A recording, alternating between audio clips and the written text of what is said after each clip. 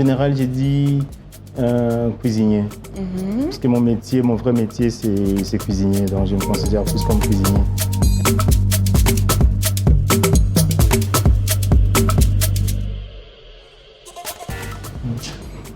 Alors, je suis cuisinier et par la cuisine, et j'ai commencé à faire en sorte que je deviens de plus en plus maintenant entrepreneur. Et ce qui a fait que j'ai, pour le moment à Kinshasa, 4 restaurants, 4 établissements, on va dire. Il y a la Clé de Château, qui est un bar à vin et tapas. Le Mood, qui est plutôt un restaurant d'ambiance avec une spécialité des cuisines congolaises, régionales congolaises. Il y a Arôme qui est un restaurant plutôt international et qui sert beaucoup de plats à midi et aussi en soirée, plutôt de la gastronomie, plus gastronomique. Et puis j'ai une cantine dans l'immeuble de gouvernement qui est les cantines de gouvernement qui s'appelle Oyo. Et donc ça, c'est les 4 business que j'ai.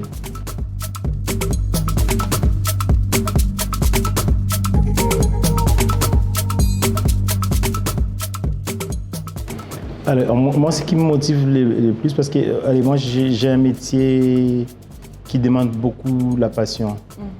Et donc, pour moi, le début, c'est d'abord être passionné par ce qu'on fait. Et puis, la passion ne suffit pas, il faut quand même un peu plus d'efforts qu'on met dans ça, donc le travail. Et puis, au niveau des Kinshasa, ça demande beaucoup de persévérance quand même, parce que ça c'est compliqué. Et donc, plus de persévérance.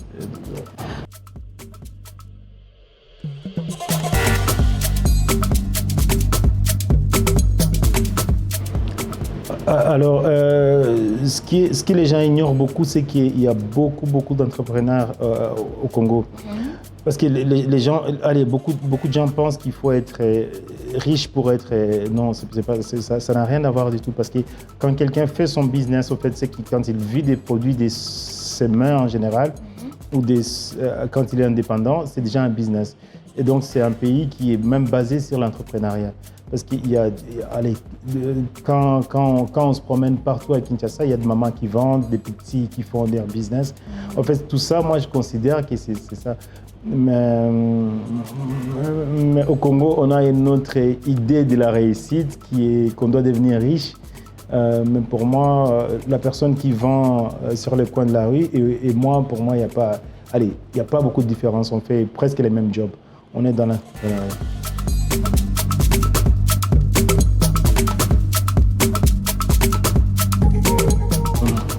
Comme j'avais dit qu'il y avait une notion de persévérance, c'est qu'en général, quand on tombe, et surtout pour le Congo par exemple, il y a des périodes très difficiles parce que tout peut changer du jour au lendemain.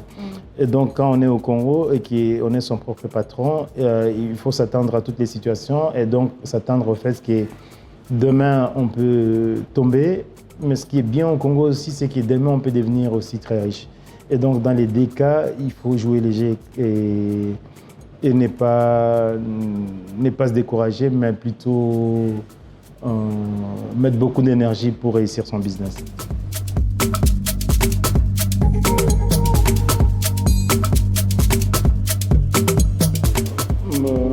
Alors, quelle est ma vision pour l'entrepreneuriat ? Personnellement, moi, je me suis mis dans l'élan qui est de plus en plus des Congolais qui font des business. Et c'est ce qui se fait maintenant parce que partout où on va, on voit des business congolais. La seule chose qui fait un peu la différence, c'est que les business dominants, on va dire, c'est qu'on va ici à la Gombe, par exemple, parce que beaucoup de gens pensent que les business, c'est seulement à Gombe, parce qu'il y a quelques Indiens et quelques étrangers qui tiennent la ville au niveau des Gombe. Mais j'estime aussi qu'un business, c'est un business. Pour moi, un garçon qui vend quelque chose dans la rue ou quelqu'un qui est à Gombe, il n'y a pas beaucoup de différence. Il y a peut-être des niveaux, oui, mais il y a beaucoup d'espoir dans les business au Congo. Il y a de plus en plus d'entreprises au Congo.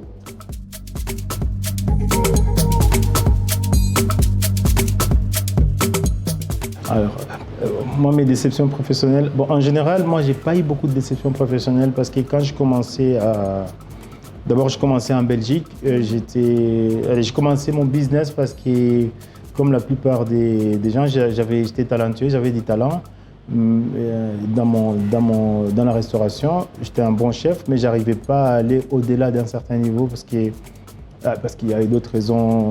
Il y avait d'abord le racisme. Et à un moment, quand on est noir en Europe, on ne peut pas dépasser un certain niveau. Et surtout, moi j'ai fait ça en Belgique, et en Belgique c'était dans ce sens-là, donc c'était difficile à un moment. Et donc je suis passé indépendant, j'ai ouvert mon premier business en Belgique. Et quelques mois après, j'ai été maire, jeune chef du Benelux, et mon business j'ai tenu pendant 5 ans avant de revenir au Congo. Et donc je suis très positif, et donc des choses qui, par exemple au Congo, j'ai eu beaucoup de... au début, j'ai eu beaucoup de problèmes avec la mentalité, et aussi, on va dire, Kinshasa. Kinshasa, c'est compliqué. En fait, c'est que quand tu travailles, par exemple, avec les gens qui ne sont pas passionnés, c'est compliqué. Des fois, on travaille avec des gens qui sont très pauvres et qu'on s'imagine. Et donc, les vols, par exemple, j'étais victime de beaucoup de vols. Maintenant, est-ce que c'est justifier un vol d'un riz pauvre ou quoi? Allez, ça c'est un autre débat. Mais je vais dire juste qu'il y a certains problèmes qui se passent au Congo, qu'il faut connaître un peu la réalité. Mais avec le temps, moi j'ai su gérer ça parce que je me suis entouré avec des meilleures personnes qui avaient les mêmes passions. Et j'ai aussi véhiculé, je les ai donné ma passion aussi pour la cuisine. Et donc, en général, quand j'engage quelqu'un, la première des choses que je demande ici, par exemple, je demande s'il prie, par exemple, parce que la prière ici, même si c'est un peu négligé, ça les aide à être un peu plus ou moins droit. Je vois les parcours, et puis toujours la même chose, je vois qu'est-ce qu'il a un peu motivé pour venir. S'il me dit c'est l'argent, par exemple, je ne vais pas prendre. Mais s'il me dit c'est parce que j'ai toujours aimé faire ça, et donc une personne comme ça, je prends. Et donc, j'ai résolu ces problèmes-là par les choix des gens avec qui je me suis entouré. Mais pour ceux qui viennent d'ouvrir un business, quand même, on est beaucoup victime des vols ou certaines choses qui se passent au Congo.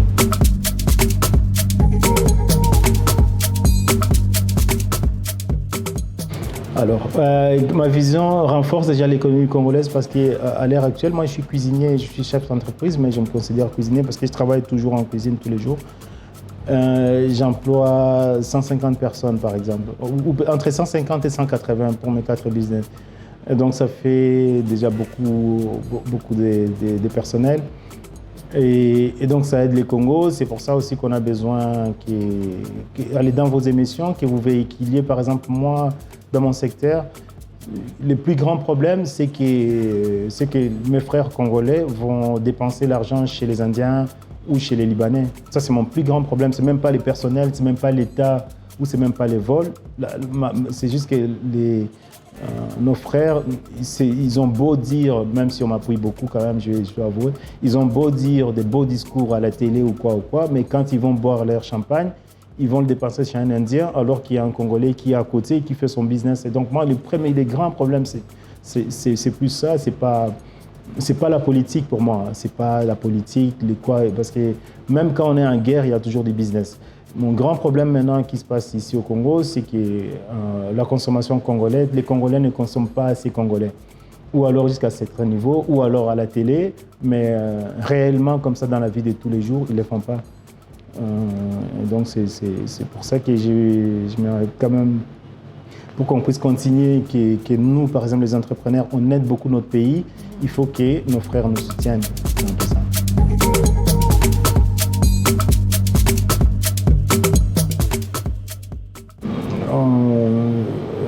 L'importance des disciplines, c'est même pour moi, c'est une des bases même. Parce que et c'est ça ce qui nous a aidé beaucoup en Europe. C'est peut-être une des plus grandes leçons que moi je retiens de l'Europe. Et c'est aussi le problème que moi j'ai ici avec mes employés parce qu'ils n'ont pas beaucoup de discipline. Et ça, c'est quelque chose lié à l'éducation, parce que quand on avait des bonnes écoles ou quand on était chez les prêtres, ça changeait un peu quelque chose. Mais ça, c'est quelque chose que l'État peut... Allez, je ne sais pas si l'État peut jouer, c'est beaucoup une histoire d'éducation, parce que quelqu'un qui va arriver 20 minutes en retard, il trouve que c'est, même si justifié ou pas, Et il nous manque beaucoup de discipline dans les Congolais en général. Il nous manque beaucoup de discipline et c'est ce qui nous joue les... Et donc l'importance de la discipline. Moi, si je n'étais pas discipliné, je n'allais pas avoir un business. Et donc chaque jour, j'essaie de me discipliner moi-même pour que je puisse tenir mon business. Donc l'importance, la discipline tient un des plans majeurs dans le business.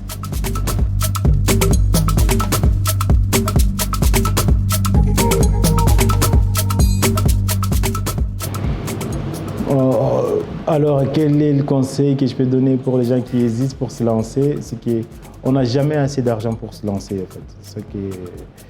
Allez, moi j'ai 4 business maintenant, j'ai envie de faire un 5e, et donc ça me demande encore beaucoup plus d'argent. Donc, commencer avec ce qu'on a envie de commencer. Un business, pour moi, et même quand j'avais un restaurant, j'avais toujours des problèmes, et même aujourd'hui j'ai 5. Peut-être que j'ai plus d'argent, plus de problèmes aussi. Donc, avant, j'avais 5 personnels, maintenant j'ai 150. Et donc, du coup, l'important, c'est d'aimer ce qu'on fait, en fait. Et donc, c'est pas l'argent. Il faut commencer avec ce qu'on a. Il faut commencer avec ce qu'on a. Et une autre chose qui est importante aussi, que moi, j'aimerais savoir ici, on ne fait pas un business spécialement pour devenir riche. Pour moi, réussir sa vie, réussir son business. Réussir son business, ce n'est pas devenir riche. Réussir son business, c'est faire ce qu'on aime et vivre de ce qu'on aime. Et c'est déjà pas mal comme ça que de devenir. Je sais qu'il y a beaucoup de gens qui véhiculent la notion de on doit devenir riche. Bien sûr, il faut gagner plus d'argent. Mais pour moi, en tant qu'entrepreneur, le plus important pour moi, c'est faire ce que j'aime et vivre de ce que je veux et aider autour de moi les gens que j'emploie à vivre de ça, c'est déjà pas mal comme ça. Et si ça peut aller beaucoup mieux, gagner plus, c'est encore, ça devient un bonus, mais c'est déjà ça.